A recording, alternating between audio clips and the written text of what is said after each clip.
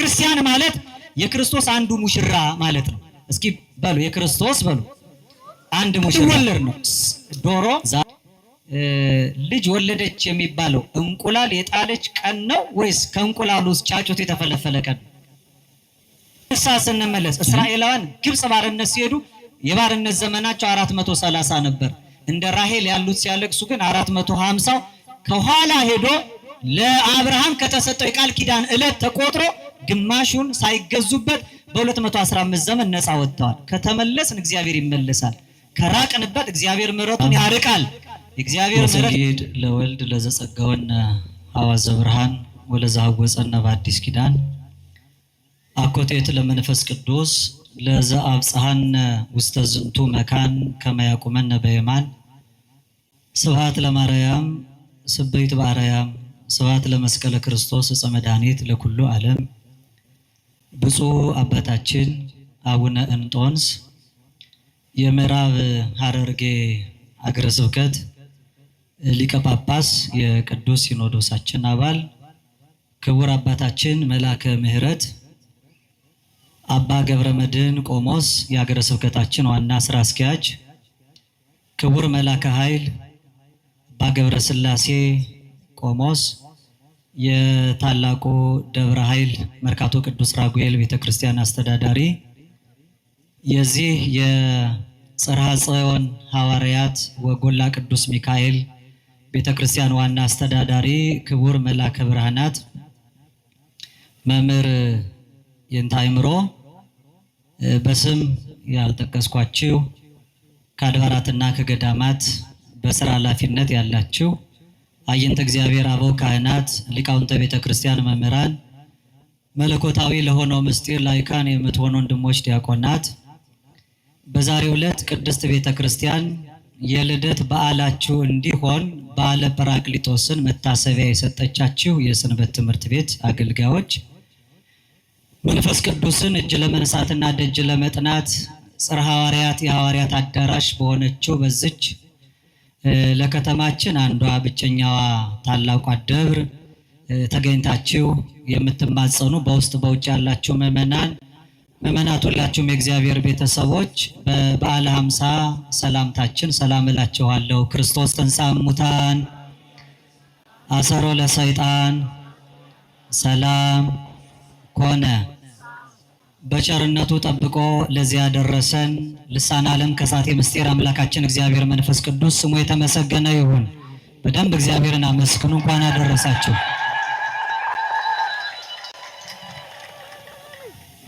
ወመንፈሰ እግዚአብሔር ይጼልል መልዕልተ ማያት መልዕልተ ማይ፣ የእግዚአብሔርን መንፈስ በውሃ ላይ ሰፎ ነበረ።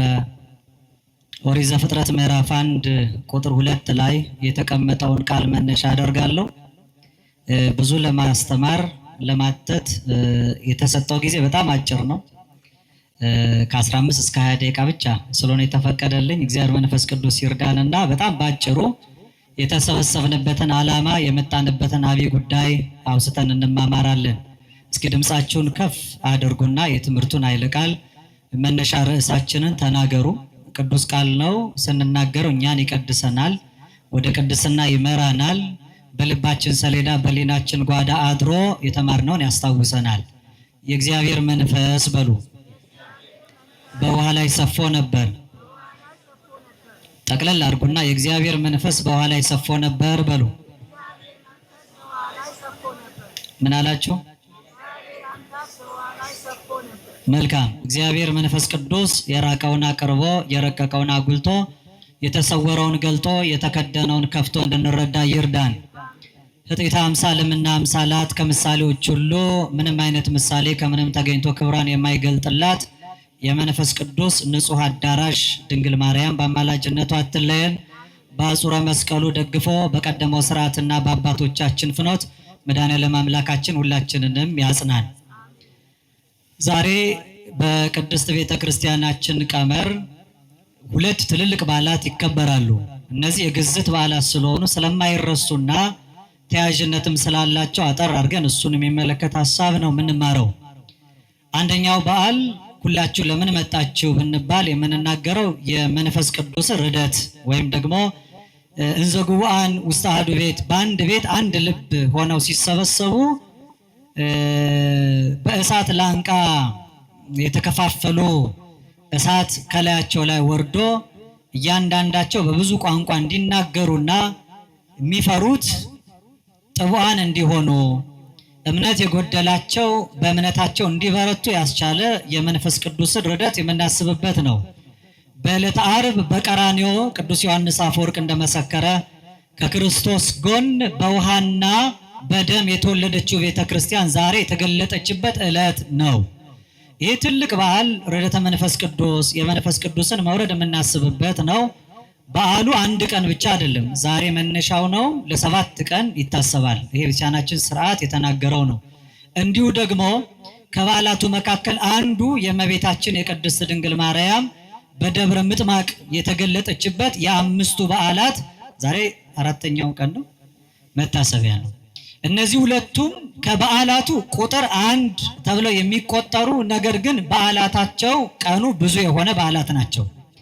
ጌታችን ኢየሱስ ክርስቶስ በስጋ ድንግል ማርያም ተገልጦ ወደዚህ ዓለም ሲመጣ ከምናከብራቸውና ከሱ መምጣት በኋላ ከተገለጡ የአዲስ ኪዳን የአምላክ በዓላት መካከል 9 አበይት በዓላት ውስጥ 8ኛው በዓል በዓለ ጰራቅሊጦስ፣ 9ኛው በዓል በዓለ ደብረ ታቦር ነው። ስለዚህ ይሄ በዓለ ጰራቅሊጦስን ፍትሐ ነገሥት የተባለው መጽሐፋችን ፍትሕ መንፈሳዊ 15ኛው አንቀጽ ላይ ወእምድኅረ ተፈጸመ ግብረ በዓለ 50 የ50 በዓል ከተፈጸመ በኋላ ግበሩ ካይበ በዓለ ለሳብዕ ዕለታት ለ7 ዕለታት ደግሞ በዓል አክብሩ። ይሄንን በዓል በዓለ ጰራቅሊጦስ ይባላል። ምን ይባላል አልኳቸው? በዓለ ጴንጠቆስጤን መታሰቢያ አድርጋችሁ 50 ቀን ከዘከራችሁ በኋላ መንፈስ ቅዱስ መውረዱን አስባችሁ ደግሞ ለ7 ቀን አክብሩ ይላል።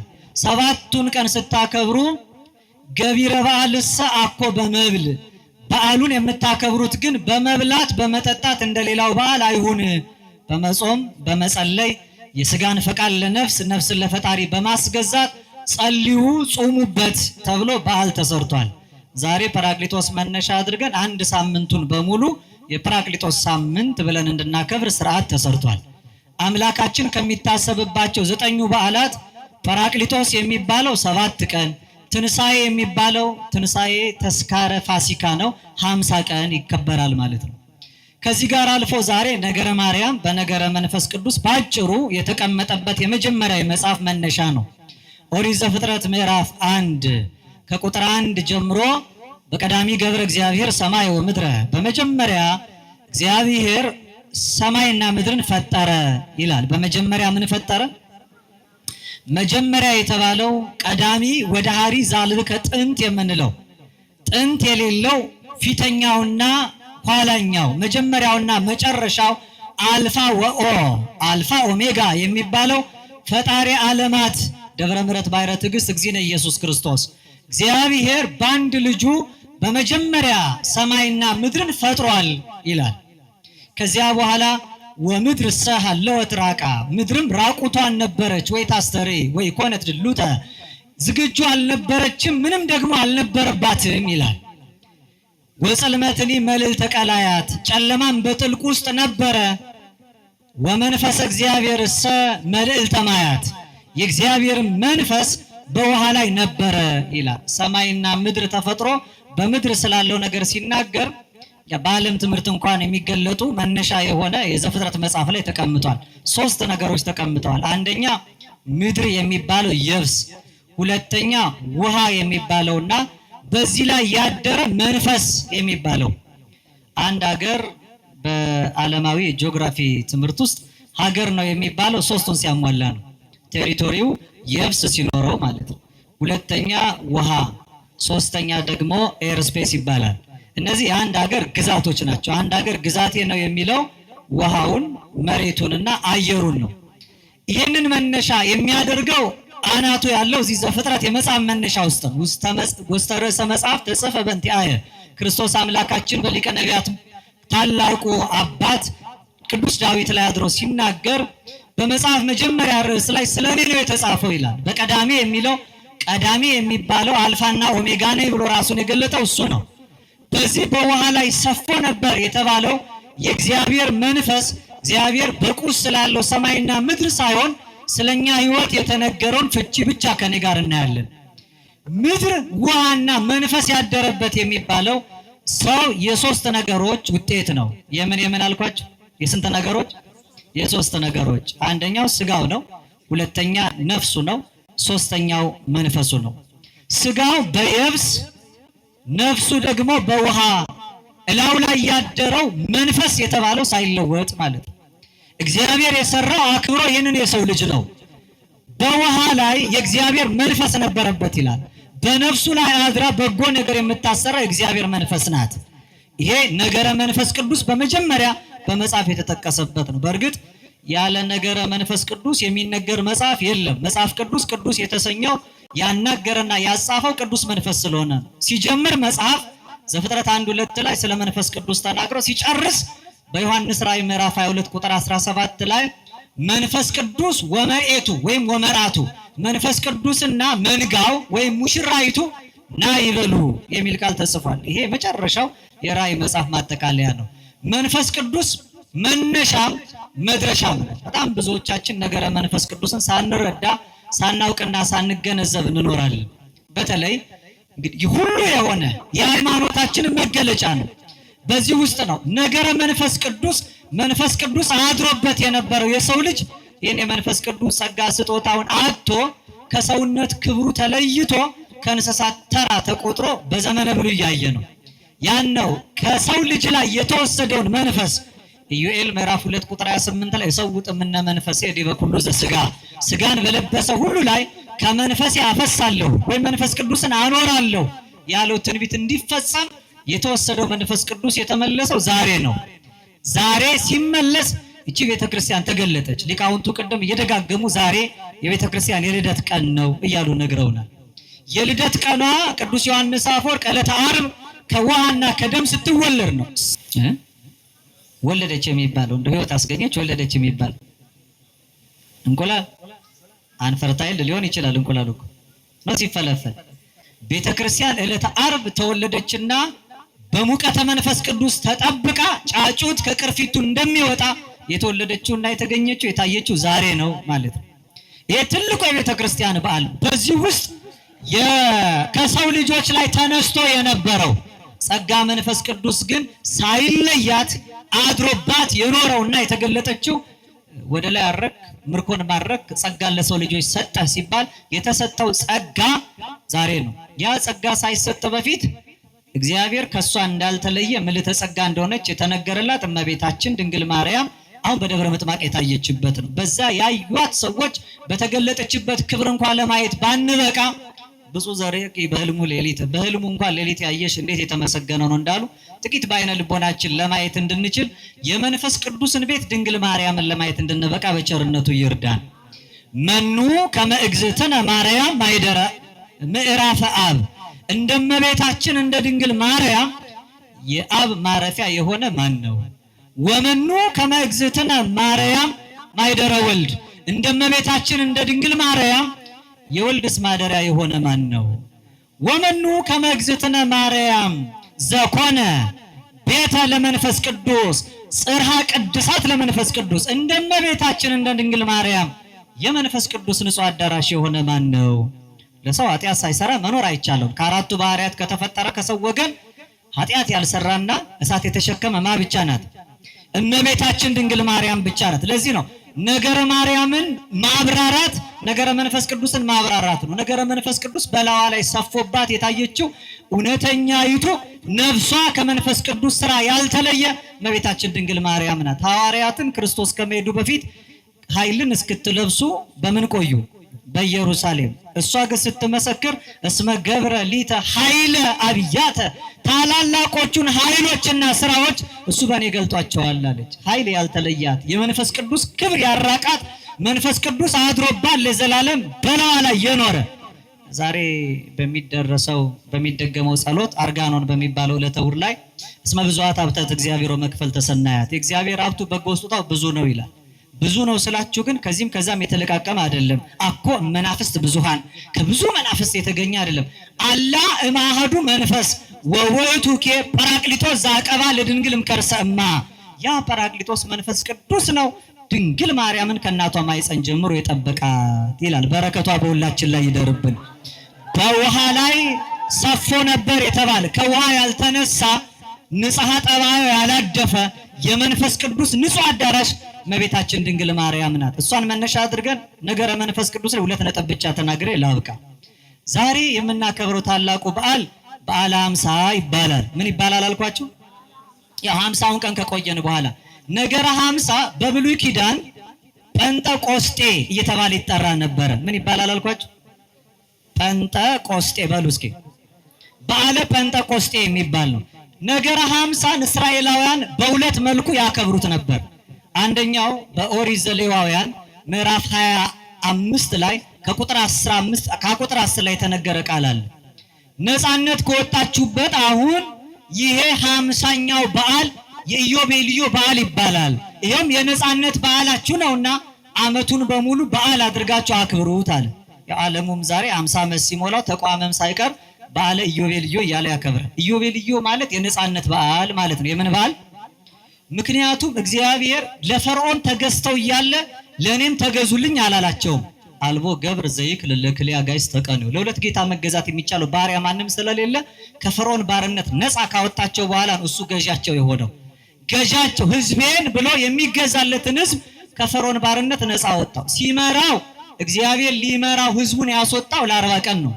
ኃጢአት ቢሰሩ ግን 40 ዘመን ተገዙ። በዓሉን እንዲያከብሩ የታዘዙት የነፃነቱን በዓል በ50 ቀን ነው። እነሱ ግን በ50ኛው ዓመት አከበሩ። ኃጢአት ስንሰራ በደል ስንፈጽም የእግዚአብሔር ምሕረቱ ከኛ ትርቃለች።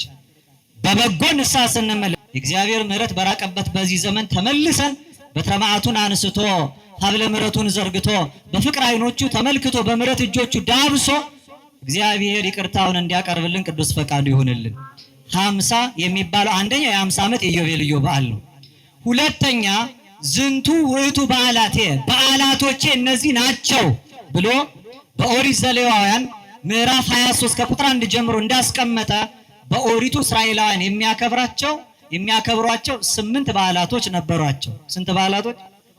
ጊዜ የለም። የመጀመሪያው ሰንበት ነው። ከሰንበት በኋላ 5ኛው በዓል በዓለ ሸዊት ወይም በዓለ ሰዊት የሚባል የመከር በዓል ነው። ይሄ በዓል የ50 ቀን በዓል ይባላል። የሚከበርባቸው 2 ምክንያቶች ነበሩት። አንደኛው እስራኤላውያን የኤርትራን ባህር ከፍሎ እግዚአብሔር አምላክ ፋሲካውን ራት በልተው በሜዳ እንዲያከብሩት አዟቸው ስለነበረ ያ በዓል ከበዓለ መጸለት ወይም የዳስ በዓል በሜዳ ከኖሩበት እንደመታሰቢያ የሚከበር ሌላው በዓል ሆኗል። ሁለተኛ እስራኤላውያን ከግብፅ ባርነት ከወጡ በኋላ በሲና ተራራ ላይ እግዚአብሔር አምላክ ለሙሴ ሕግን የሰጠው በ50ኛው ቀን ነው።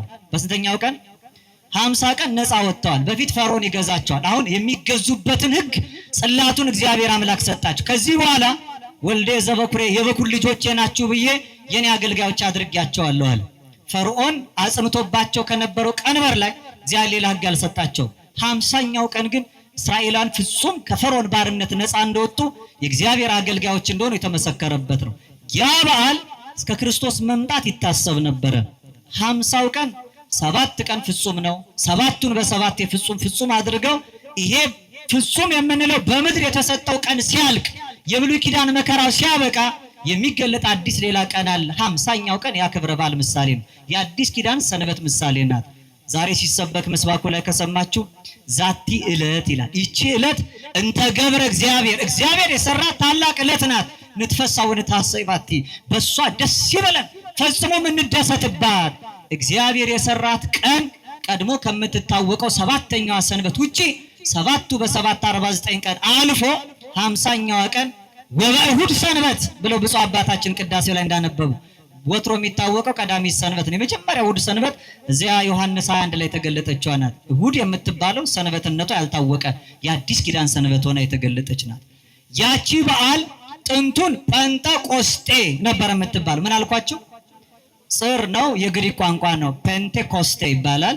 ፔንቴ ማለት 5 ነው። ኮስቴ ማለት 10 ነው። 10 በ5 ማለት ነው። 10 በ5 ስንት ነው? 50ኛ ማለት ነው።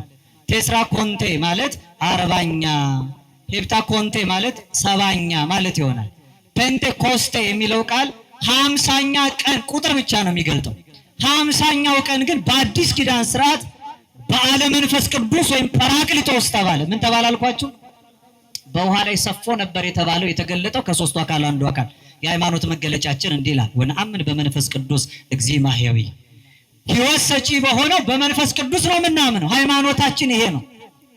ዘሰረጸ እምአብ፣ ከአብ ብቻ ነው የሚወጣው። ከማ ብቻ ነው?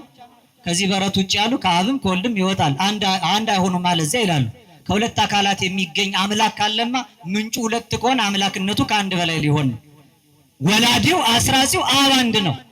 ዘሰረ ንስግድ ሎቱ ወንሰብሖ ምስለ አብ ወወልድ፣ ከአብና ከወልድ ጋር አንድነት ነው የምንሰግድለት የምናመሰግነው። ዘነበበ በነቢያት፣ በነቢያቱ ላይ አድሮ የተናገረው እሱ ነው። ምን ያህሎቻችን መንፈስ ቅዱስን እናውቃለን? መቼ እንደሚከበር መቼ እንደሚታሰብ ማጠቃለያ ነው። እስኪ እንድናውቀው የበለጠ እንድናከብር። ይሄ በእውነት ደብር በጣም ታሪካዊም ባለውለታም ደብር ነው። ፈጣሪያችን ሆኖ እግዚአብሔር አብ ብለን ወይም ባለ እግዚአብሔር ብለን በ13 እንደምንዘክር ወልድን ባለ ወልድ ኢየሱስ መድኃኔዓለም አማኑኤል ብለን ቀን ሰተን እንደምንዘክረው ብዙዎቻችን መንፈስ ቅዱስ መቼ እንደሚታሰብ አናውቅም። በዓመት ውስጥ የሚታሰብባቸው 3 ቀናት 4 ቀናት አሉ። እነዚህን 4 ቀናት ካወቃቸዋቸው ይሄ ቤተክርስቲያን የተገለጠችበት ዛሬ በሐዋርያት ላይ መንፈስ ቅዱስ ከወረደ በኋላ ምን ይላል መሰላችሁ? የሐዋርያት ሥራ ምዕራፍ 2 ቁጥር 41 ላይ እንዲህ ይላል፣ ወተወቅፉ ቃሉን ተቀበሉ ተጠመቁም ይላል። ወተወሰኩ በይእቲ ዕለት መጠነ፣ በዚያችም ዕለት ከሐዋርያት ማህበር የተጨመሩት አንድነት መጠነ 30 ምዕት ይላል። 3000 ነፍሳት ነበሩ ይላል። ስንት ሺህ ነፍሳት ነበሩ? በቀደመው በዓለ ጴንጠቆስጤ የተጨመሩ ሳይሆን የተቀነሱ 3000 ነበሩ ይላል። ኦሪት ዘጸአት ምዕራፍ 32 ቁጥር 28 ላይ ሙሴ ጽላቱን ተቀብሎ በበዓለ ጴንጠቆስጤ ሲወርድ ለጥጃው ምስል የሚሰግዱትን ብዙዎቹን አያቸው። ጥጃውን በጽላቱ ሰበረው፣ የሌዊ ልጆች አትማሯቸው ብሎ በዚያ ለጣዖት የሰገዱ ፍቅረ ጣዖት ያደረባቸውን ወርቅ አቅልጦ ያጠጣቸውን 3000 ነፍሳት ሞቱ ይላል። በዚያ ጴንጠቆስጤ 3000ዎች ተገድለዋል። በዚህኛው ጴንጠቆስጤ ግን 3000 ነፍሳት ድነዋል። ይሄንን ቅዱስ ጳውሎስ ምን አለ? ሁለተኛ ቆሮንቶስ ምዕራፍ 3 ቁጥር 6 ላይ መንፈስ የሐዩ ወፊደል ይቀትል፣ ፊደል ይገድላል፣ መንፈስ ግን ያድናል። አንድም ትርጓሜ ያድናል፣ ንባብ ይገድላል ብለዋል ሊቃውንት። ፊደል ይገድላል የተባለው ቀድሞ እንዲገዙበት የተሰጠው ሕግ ገድሏቸው ነበረ። ዛሬ ግን በልባቸው ጽላት የተጻፈው የመንፈስ ቅዱስ ስጦታ ግን አንድነት ወደ ማይበር ጨመራቸው ማለት ነው። ይሄንን መንፈስ ቅዱስን ሎቱ ስብሐት ፍጡር ብለው ዝቅ ያደረጉ እንደ መቅዶኒዎስ ያሉት ተነስተው ነበር። በ381 ዓመተ ምህረት ታላቁ ቴዎዶሲዮስ የተባለ የአኖሪዎስና የታላላቆቹ የቆስጠንጠንያ አርቃዲዮስ ንጉስ አባት የነበረው በቆስጠንጠንያ ጉባኤ ሰርቶ በ150 ሊቃውንት መንፈስ ቅዱስን ሕጹጽ ያለ ወይም ፍጡር ነው እንደ ፍጡራን ያለው መቅዶኒዎስ የተወገዘበትን ቀን ቤተክርስቲያናችን የካቲት 1 ቀን ታከብረዋለች። መቼ አልኳችሁ?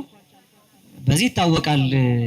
በረከቱን ያሳድርብን ነፍሱን ይማርልንና ክቡር መምህራችን ነፍሰሄር ወልደ ሰማዕት ደጋግሞ ስለዚህ በዓል መታሰቢያ እንዳስተማረ ተስፋ ስለማደርግ ነው።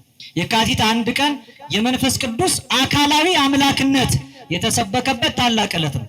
ሁለተኛ የፋሲካ በዓል የሚባለው በእስራኤላውያን ስርዓት የሚያዝያ 14 ቀን ነው።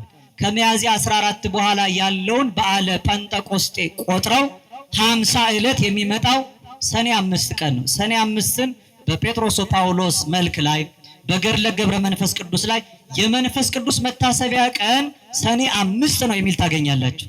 ሰኔ 5 መነሻውን ያደረገው ያ ነው። ሐዋርያት ተብሎ አንድነት በሚታሰበው እዚህም ጥንቱን አላውቅም ሊቃውንቱ ለምን ጽርሐ ጽዮን ሐዋርያት እንዳሉት ሐዋርያት የተቀበሉትን ጸጋ መንፈስ ቅዱስ መነሻ አድርገው ነው። በ5 የሚያስቡና የሚዘክሩ ብዙ ቅዱሳን አሉ። መነሻቸው ይህ ጥንተ በዓለ ጴንጠቆስጤን ይዘው ነው። ከዚያ ባሻገር የአፍሪካ የመጀመሪያው ፓትርያርክ የነበረው ሐዋርያ ቅዱስ ማርቆስ የመንፈስ ቅዱስ አዳራሽ የማርያም ልጅ ነው፣ ወይም የዚያ ቤት ሐዋርያ ዛሬ መንፈስ ቅዱስን የተቀበሉበት ቤት ልጅ ነው። በአፍሪካ መጀመሪያ እስክንድሪያ ላይ የሰራው ቤተ መቅደስ የመንፈስ ቅዱስ መታሰቢያ ነበረው። ከዚያን የተነሳ ቅዳሴ ቤቱን ሰኔ 5 አክብረውታል። ይሄ መታሰቢያው ነው። ሌላው ባለፈው እንደዘከርነው ግንቦት 18 ቀን ጥንተ በዓለ ጰራቅሊጦስ ብለን እናከብረዋለን። ዛሬ ደግሞ ተውላጡን ትንሣኤ ካለፈ በ50ኛው ቀን እንዘክረዋለን። መጨረሻ እስኪ ጰራቅሊጦስ በሉ። ጴንጠቆስጤን ነግሬያቸዋለሁ። ቅድም ወንድማችን ዘማሪ ብዙአየሁ ከመዘመሩ በፊት አንስቶ ስለ መንፈስ ቅዱስ ማንነት ነግሮን፣ መንፈስ ቅዱስ ማለት መንጽኢ ማለት ነው፣ የሚያጸና በሉ እስኪ ምን የሚል አልኳቸው? መንፈስ ቅዱስ ማለት ናዛዚ ነው፣ የሚያረጋጋ በሉ እስኪ ምን የሚል አልኳቸው? መንፈስ ቅዱስ ከሳቴ ምስጢር ነው፣ ምስጢር ገላጭ በሉ እስኪ። መንፈስ ቅዱስ መንጽሒ ነው፣ የሚያነጻ በሉ እስኪ። መንፈስ ቅዱስ መስተስሪ ነው፣ ኃጢአትን የሚደመስስ በሉ። መንፈስ ቅዱስ መስተፍስሒ ነው፣ የሚያስደስት ምን የሚል አልኳቸው? የእግዚአብሔር መንፈስ ጸሎ የነበረው ውሆች ላይ ሳይሆን ውሃ ላይ ነው። ምን ላይ አልኳቸው? ይገርማቸዋል። ወተወሰኩ መጠነ 30 ምዕት ነፍስ ነው የሚለው። 3000 ነፍስ ተጨመሩ። ስንት ሺህ ነፍስ? ሁለቱም ጋር የሚያዝ ምስጢር ነው። አንደኛ የእግዚአብሔር መንፈስ በውሃዎች ላይ አላለም፣ በውሃ ላይ ሰፎ ነበር። ሁለተኛ የተጨመሩትን ደግሞ 3000 ነፍሳት አላለም፣ 3000 ነፍስ። አሁን ይሄ 3000 በቁጥር አብዝቶ ምን ይላሉ ሊቃውንቱ? አንድና ብዙ ነው ይላሉ አይደል? ልክ አይደለም አይደል? በአገባብ እንደ ዘይቤ ካየን፣ ምስጢሩ ግን ሌላ ነው። እግዚአብሔር አንድ ካልሆን መንፈስ ቅዱስን በእኛ ላይ አያሳድርም። ምክንያቱም አንድ የሆኑት ላይ ያደረው መንፈስ ቅዱስ በአንድነታችን ለአንዱ ክርስቶስ ሙሽሮች ነን። እኛ ዛሬ በዘር ተከፋፍለናል። ይሄ ቋንቋ ሁሉ ዛሬ መብዛቱ ለሀብት ሆኖ በሐዋርያት የተገለጠበት ዕለት ነው። እነሱ ብዙ ቋንቋ አውቀው ሌሎችን ስበው አንድ እንዲያደርጉ ነበር የበዛውን የተገለጠላቸው። እኛ ግን ቋንቋ በመብዛቱ እርስ በርስ እንደ ሰብአ ባቢሎን ተከፋፍለን ያለ ነው። እያንዳንዳችን እርስ በርስ ተለያይተን ክርስቲያን ነን ካል አምላካችንን እንሰድበዋለን። ለምን መሰላችሁ? ክርስቶስ የአንድ ሙሽሪት ብቻ ባል ነው። የስንት ሙሽሪት አልኳችሁ? አቅሌሲያ የምትባል የክርስቲያን ነፍስ ባል ብቻ ነው እሱ። ዘቦ መርዓት መርዓዊ ውእቱ፣ ሙሽራይቱ ያለችው እሱ ሙሽራ ነው። ቅዱስ ቀሌምንጦስ ቤተክርስቲያን ብሂል ነፍሰ ክርስቲያን ብሂል። ቤተክርስቲያን ማለት ማን መሰለች? የክርስቲያን ነፍስ እኮ ናት አለ። ነፍሳችን ከተለያየ ክርስቶስን አመንዝራ ልናደርገው ነው። ሎቱ ስብሐት። ያለችው አንድ ነፍስ ላለችው ሙሽራ ባል ነው እሱ። በቤተ ክርስቲያን ጥላ የተጠለል አንድ ልብ አንድ ሐሳብ ባለ አንድ ነፍስ ሆነን እንደ አንድ ውሃ የመንፈስ ቅዱስ ማደሪያ እንድንሆን በቸርነቱ ይርዳን። ሐዋርያትን ያጸናቸው በላያቸው ላይ ወርዶ ቤተ ክርስቲያንን የገለጣት ያ አምላካችን ማየዊ ወሰጪ መንፈስ ቅዱስ የሞትን የተለያየን ሁላችንንም አድሮብን ሕያዋን ያድርገን። ለአባቶቻችን ያለን ክብር፣ ለኦርቶዶክሳዊቷ ተዋሕዶ ሃይማኖታችን ያለን ፍቅር፣ በእምነት ያለን ጽናት፣ በተጋድሎም ያለን ትጋት ሳይቀንስ ሰማያዊ ኃይሉን በታቦት በመስቀሉ መንፈሳዊን በረከት በእምነት በጠበሉ ተቀብለን ክብሩን እንድንወርስ የሁላችንን ፍጻሜ ያሳምርልን። ወእመሂ ስሕትኩ አንትሙ በመንፈስ አርቱኒን። ያላገባብ የጨመርኩትንና ስጫ ጎደልኩትን ብፁዕ አባታችን፣ ክቡራን አባቶች፣ መምህራን፣ መንፈሳውያን የእግዚአብሔር ቤተሰቦች አርሙኝ። እግዚአብሔር በቸርነቱ የሁላችንን ፍጻሜ ያማረ ጸሎታችንንም የሰመረ ያድርግልን። ወመንፈስ እግዚአብሔር ይጼልል ላዕለ ማይ። እግዚአብሔርን መንፈስ በውሃ ላይ ሰፎ ነበር። ወስብሐት ለእግዚአብሔር። ቤተ ክርስቲያን በአባቶቻችን መንፈስ የምትመራ ናት። በዛ መንፈስ የተሞላች ናት። መንደር ማለት ሌላ ሐሳብ ነው። የሚከፋፍል ሐሳብ፣ የሚያሳንስ ሐሳብ፣ ቤተ ክርስቲያንን ሰድቦ ለሌላ አሳልፎ የሚሰጥ ሐሳብ ነው። በተለይ በዘመናችን አካል ገዝፎ የሚታየው ከኔ መንደር ካልተጫረ፣ የኔ መንደር ፍም ካልሆነ፣ የዛ አካባቢ ካልሆነ፣ የደቡብ የሰሜን የምስራቅ የምዕራብ ካልሆነ የምንል አይሆንም። በተዋህዶ ቤት አይሰራም። ያው ለአባቶቻችን የተሰጠው መንፈስ ነው ቤተክርስቲያኒቷን የሚመራው። በአባቶቻችን ላይ እያደረ ያ መንፈስ ነው የሚሾመው፣ ያ መንፈስ ነው የሚቀባው፣ ያ መንፈስ ነው የሚመርጠው፣ ያ መንፈስ ነው የወደቀውን የሚያነሳው፣ ያ መንፈስ ነው የሞተውን ሁሉ የሚያነሳው፣ ያ መንፈስ ነው ያሰባሰበን፣ ያ መንፈስ ነው ያዋደደን፣ ያ መንፈስ ነው ያጋመደን፣ ያ መንፈስ ነው በእናት ቤተክርስቲያን ጥላ ስር ሆነን እየራበንም ሳይኖረንም አተንም እዚህ መካከል ስንት አለ? አንገታቸውን አስረው የሚያነቡ እናቶች የሉ? ወጣቶች የሉ? ዓለም ፊት ነስቷቸው ሁሉ ነገር ጨለማ ሆኖባቸው በእናት ቤተክርስቲያን ግን ተስፋ የማይቆርጡ የተስፋ ቤት ናታ። ግምጃ ቤት ናታ። የመንፈስ ቅዱስ ማከፋፈያ ግምጃ ቤት፣ አጽናኝ መንፈስ ቅዱስ፣ ባራኪ መንፈስ ቅዱስ፣ ተስፋ ሰጪ መንፈስ ቅዱስ፣ የወደቀውን በንስሐ የሚያነሳ መንፈስ ቅዱስ ያለበት ቤት ስለሆነ ይሄ ቤት የሚመራው ለአባቶቻችን በተሰጠ መንፈስ ነው። ያ ደግሞ አንድነት ነው፣ ያ ህብረት ነው፣ ያ ፍቅር ነው፣ ያ መዋደድ ነው። ያ መንፈስ በአባቶች አድሮ ልጆችን ይባርካል። በካህናቱ ላይ አድሮ መስዋዕት ያሳርጋል። በካህናት ላይ አድሮ ምዕመናንን ይቀድሳል። ያ መንፈስ አንድነት ነው። ስለዚህ እኛ አንድ ከሆን ሀገረ ኢትዮጵያ አንድ ትሆናለች። እዛም እዚህም እናቶቻችንን አባቶቻችንን የሚያስጨንቁ የሚያስደነብሩ ልጆቿ ወደ ቀይዋ ወደ ቤቷ ወደ መንደሯ ይመለሳሉ። ሀገር ኢትዮጵያ እንባዋ ይታበሳል። ትውልዷ ልጆቿ ሁሉ ወጥተው በሰላም ይገባሉ። ያ መንፈስ ከኢትዮጵያ አልፈን ለአፍሪካ እንድናስብ ያደርገናል።